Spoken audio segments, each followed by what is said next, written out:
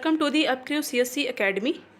आप सभी जैसा कि जानते हैं कि जो भी चीज़ें मैं आपको इकॉनमी के क्लास में पढ़ाती हूँ, तो टॉपिक ख़त्म होने के बाद 2 या 3 टॉपिक को ऐड करके मैं आप लोगों के साथ MCQ का प्रैक्टिस कराती हूँ।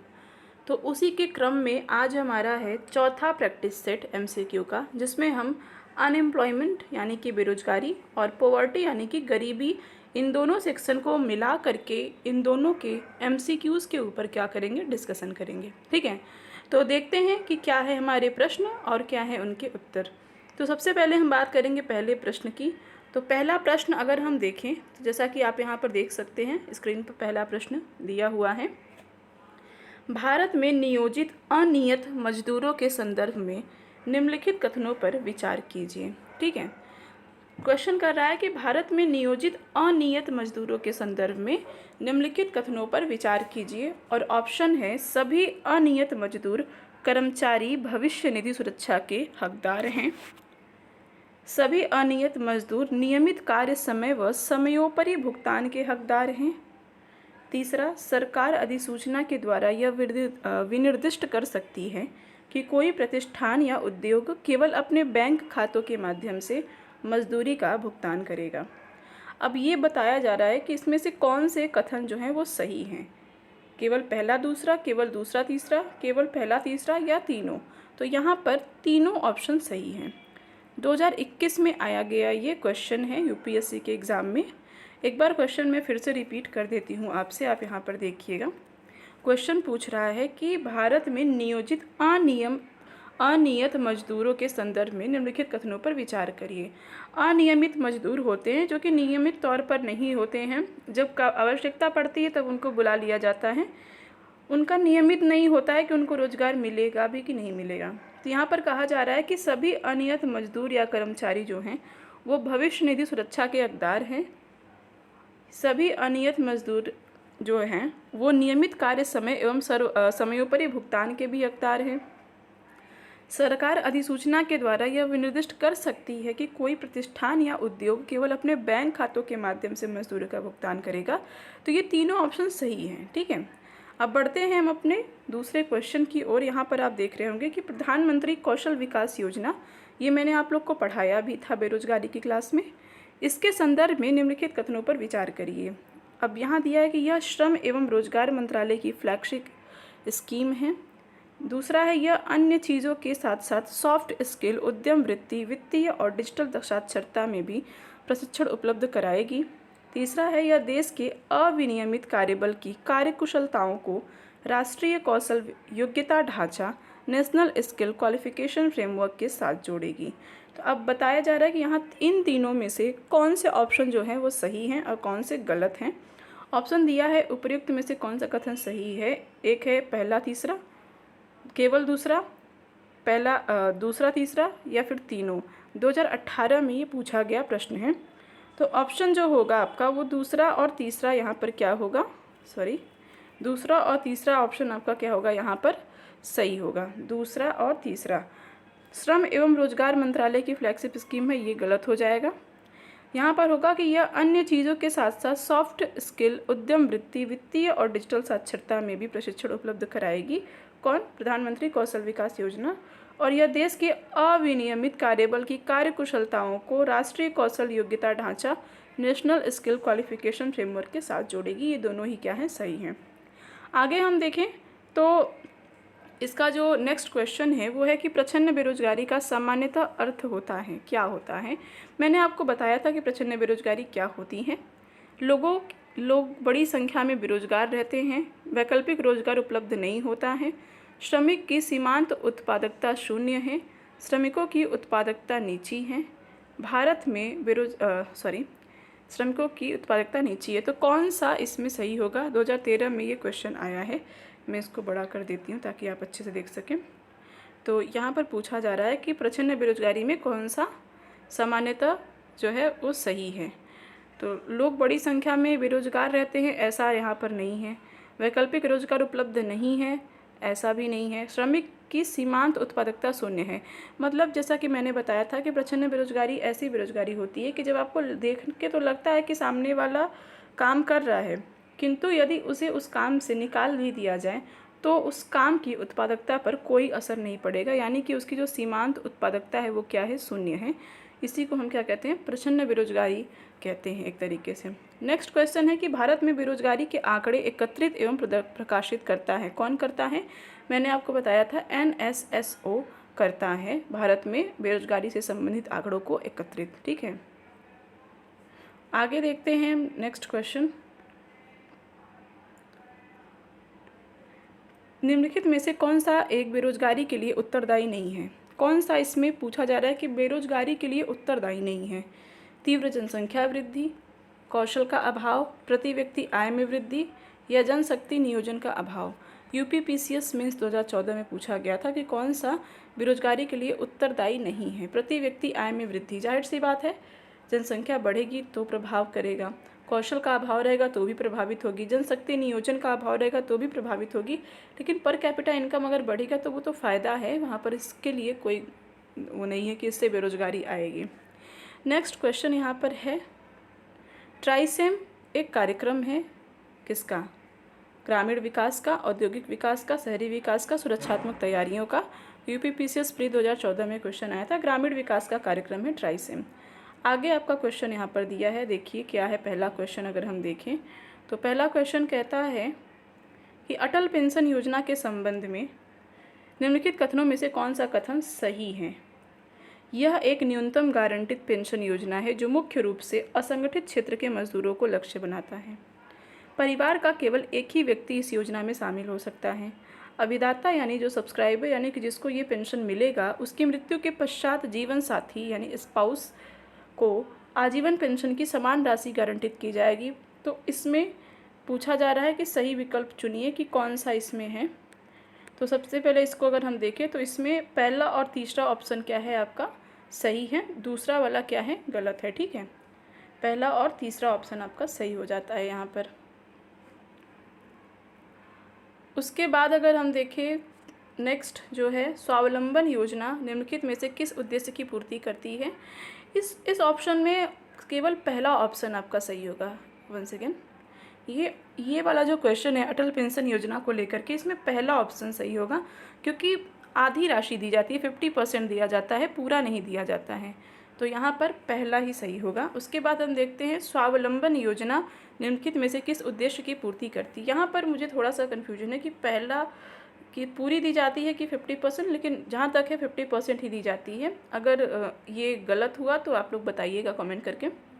नेक्स्ट, स्वावलंबन योजना निम्नलिखित में से किस उद्देश्य की पूर्ति करती है? ग्रामीण महिलाओं को रोजगार, शहरी महिलाओं को रोजगार, विकलांग व्यक्तियों को रोजगार, महिलाओं को प्रशिक्षण एवं कौशल प्रदान करना। किसके लिए स्वावलंबन योजना? तो ये महिलाओं को प्रशिक्षण और कौशल प्रदान करने का क्या करती है, उद्देश्य पूरा करती है। कौन सा? स्वावलंबन योजना। आगे बढ़ते हैं, नेक्स्ट देखें हम तो अगला जो हमारा क्वेश्चन की श्रृंखला है इसमें आता है कि नरेगा को मनरेगा नाम कब दिया गया? तो ये दिया गया 2 अक्टूबर सन 2009 में। ठीक है, 2009 में नरेगा को मनरेगा बनाया गया। ठीक है, UKPCS यानी उत्तराखंड PCS 2012 में ये पूछा गया था। फिर आता है कि मनरेगा के सकारात्मक परिणामों के संबंध में निम्नलिखित कथनों पर विचार करिए। ऑप्शन है ग्रामीण गरीब की क्रय शक्ति में पर्याप्त वृद्धि, श्रमिकों की सौदेबाजी शक्ति में कमी, शहरों की तरफ प्रवास में कमी। तो यहाँ पर दूसरा ऑप्शन तो नहीं, लेकिन पहला और तीसरा ऑप्शन क्या है, सही है। ग्रामीण गरीब की क्रय शक्ति में पर्याप्त वृद्धि हो जाएगी, यानी कि जो उनके पास काम नहीं होते थे, उनको कुछ आय नहीं हो पाती थी, तो इससे उनमें क्या हो जाएगी, वृद्धि हो जाएगी। और दूसरा जो शहरों की तरफ उनका प्रवास है वो भी कम हो जाएगा।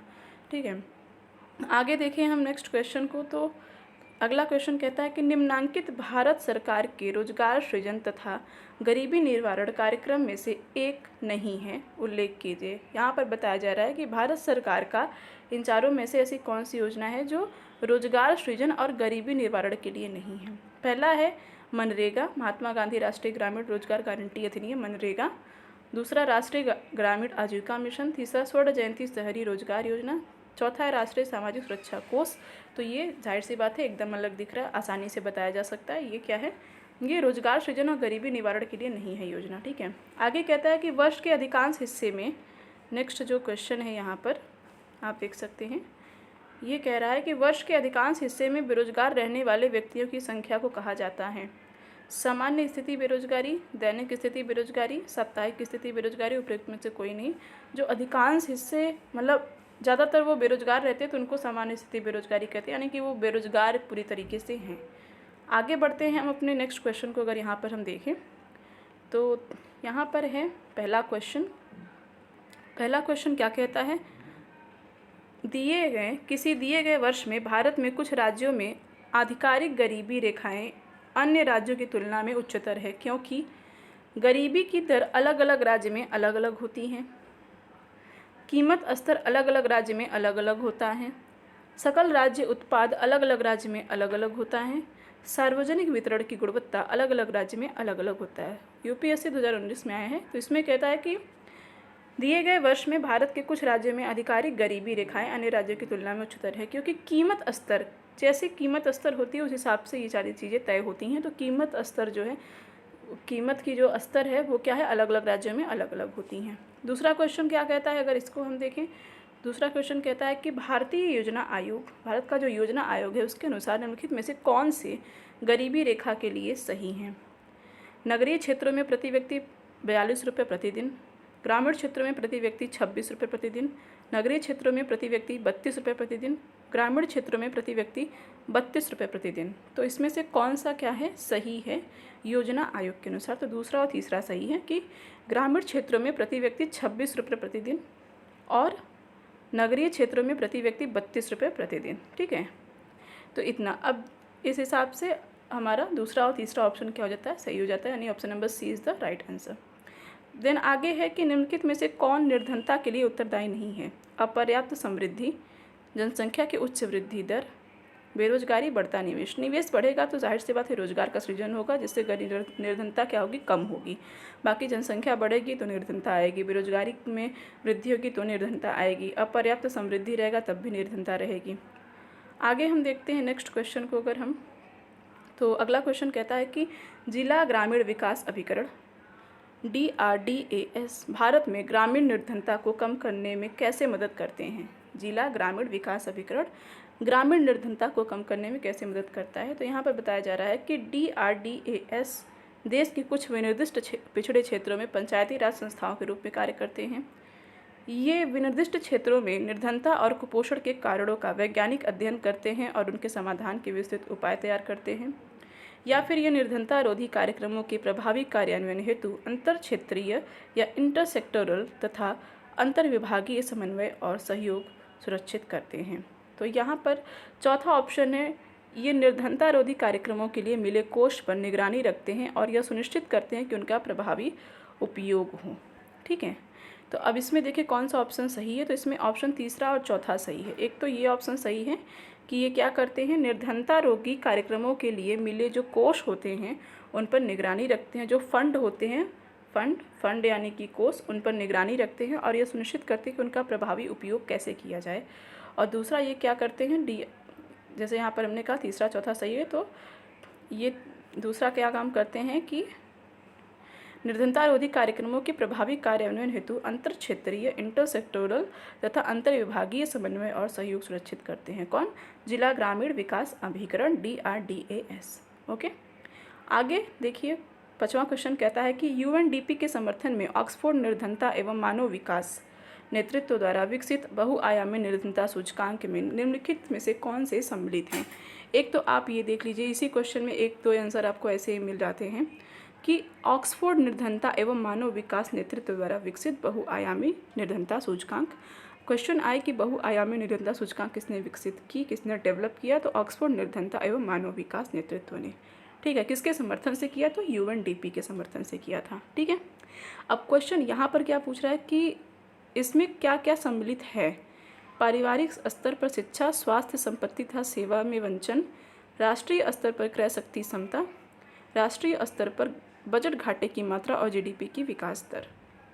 तो यहाँ पर अगर हम देखें तो इसमें क्या शामिल है, इसको अगर हम देखते हैं तो हम देखेंगे कि ऑक्सफोर्ड निर्धनता एवं मानव विकास नेतृत्व द्वारा विकसित बहुआयामी निर्धनता सूचकांक में पारिवारिक स्तर पर शिक्षा, स्वास्थ्य, संपत्ति तथा सेवाओं से वंचन ये शामिल है, यानी कि केवल ऑप्शन नंबर 1 आपका क्या है, सही आंसर है।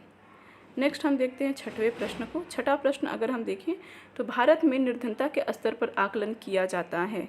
विभिन्न राज्यों में प्रति व्यक्ति आय के आधार पर, परिवार की औसत आय के आधार पर, परिवार का उपभोग व्यय के आधार पर, देश की मलिन बस्तियों की जनसंख्या के आधार पर। तो निर्धनता का जो आकलन है वो परिवार का उपभोग व्यय के आधार पर, यानी कि कोई भी परिवार में आप खर्च कितना कर रहे हैं, आपका एक्सपेंडिचर क्या है, इसके आधार पर क्या होता है, आपके स्तर का मूल्यांकन किया जाता है कि आप कितने निर्धन हैं और कितने निर्धन नहीं हैं। ठीक है, क्योंकि आपके पास रहेगा तभी आप खर्च करेंगे। खर्च करने का स्तर जितना बड़ा होगा उतना ही आप धनी कहे जाएंगे। आगे कहता है कि राष्ट्रीय सामाजिक सहायता कार्यक्रम में गरीबी रेखा से नीचे के लिए निम्न कार्यक्रम सम्मिलित नहीं है। कौन सा? बीपीएल वालों के लिए, बीपीएल जो हैं उनके लिए कौन सी योजना इसमें से नहीं है? राष्ट्रीय परिवार लाभ कार्यक्रम, अन्नपूर्णा, महिला किसान सशक्तिकरण योजना, उपरोक्त सभी। तो इसमें से महिला किसान सशक्तिकरण जो है वो बीपीएल का कार्यक्रम नहीं है। ठीक है, बीपीएल से नीचे के लिए कार्यक्रम नहीं है ये। किसके तहत? राष्ट्रीय सामाजिक सहायता कार्यक्रम में। ओके, तो यहाँ तक हमने देखा। तो इस प्रकार से गरीबी और बेरोजगारी से रिलेटेड हमने जो भी क्वेश्चंस आए हुए हैं उनके ऊपर हमने क्या किया, डिस्कस किए हैं। तो इस प्रकार से चौथे जो हमारा सेट है प्रैक्टिस का, एमसीक्यू प्रैक्टिस का, उसमें हमने अपने चौथे सेट अनएम्प्लॉयमेंट एवं पॉवर्टी के ऊपर डिस्कस किया है। तब तक के लिए इस क्लास में सिर्फ इतना ही है। Thank you so much for watching. फिर हम मिलेंगे किसी अदर जो भी हम पढ़ेंगे उसके ऊपर एमसीक्यू की क्लास के साथ। Thank you so much for watching.